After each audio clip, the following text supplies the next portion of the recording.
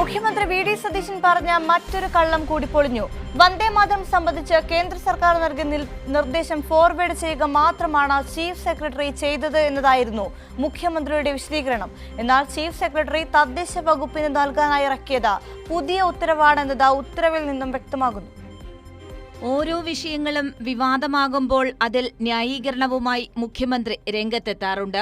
എന്നാൽ ആ ന്യായീകരണത്തിന്റെ ആയുസ് എത്ര എന്നതാണ് ഉയരുന്ന ചോദ്യം. കാരണം ഓരോ ന്യായീകരണവും മുഖ്യമന്ത്രി നടത്തി മിനിറ്റുകൾക്കകം അവ പൊളിയുന്നതാണ് കാണുന്നത്. അതിൽ ഏറ്റവും ഒടുവിലത്തെ ഉദാഹരണമാണ് വന്ദേമാതരം മുഴുവനായി ആലപിക്കണം എന്ന ചീഫ് സെക്രട്ടറിയുടെ ഉത്തരവ്. ആദ്യം മുഖ്യമന്ത്രി എന്താണ് ചീഫ് സെക്രട്ടറിയെ ന്യായീകരിച്ച് നടത്തിയ പ്രസ്താവന എന്നത് നോക്കാം.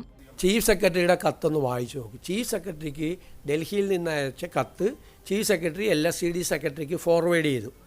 അത്രയല്ല, ഫോർവേഡ് ചെയ്തു. ചീഫ് സെക്രട്ടറിയുടെ ജോലിയാണത്. ഫോർവേഡ് ചെയ്തു. സ്റ്റേറ്റ് ഗവൺമെന്റ് എന്നായല്ലോ പറഞ്ഞിരിക്കുന്നത്.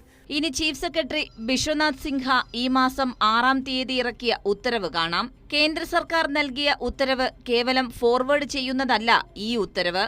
മറിച്ച് കേന്ദ്ര സർക്കാരിന്റെ നിർദ്ദേശത്തിന്റെ അടിസ്ഥാനത്തിൽ സംസ്ഥാനത്തെ സ്കൂളുകളിലും വീടുകളിലും ദേശീയ പതാക ഉയർത്തണമെന്ന് ഉത്തരവിൽ നിർദ്ദേശിക്കുന്നു.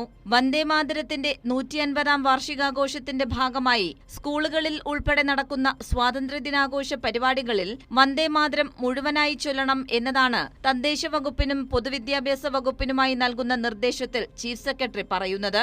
ചുരുക്കത്തിൽ കേന്ദ്ര സാംസ്കാരിക മന്ത്രാലയത്തിന്റെ നിർദ്ദേശത്തിന്റെ അടിസ്ഥാനത്തിൽ സംസ്ഥാനത്തും സ്വാതന്ത്ര്യദിനാഘോഷത്തിന്റെ ഭാഗമായി വന്ദേമാതരം മുഴുവനായി ചൊല്ലണം എന്നുള്ള വ്യക്തമായ സർക്കാർ നിർദ്ദേശം നൽകുന്ന ഉത്തരവ് എന്ന നിലയിൽ തന്നെയാണ് ഇതിനെ കാണാൻ സാധിക്കുക. ഇതോടുകൂടി ചീഫ് സെക്രട്ടറിയുടെ ഉത്തരവിൽ പുതിയ വാദഗതിയുമായി എത്തിയ മുഖ്യമന്ത്രിയുടെ എല്ലാ വാദങ്ങളും പൊളിഞ്ഞു. കൈരളി ന്യൂസ്, തിരുവനന്തപുരം.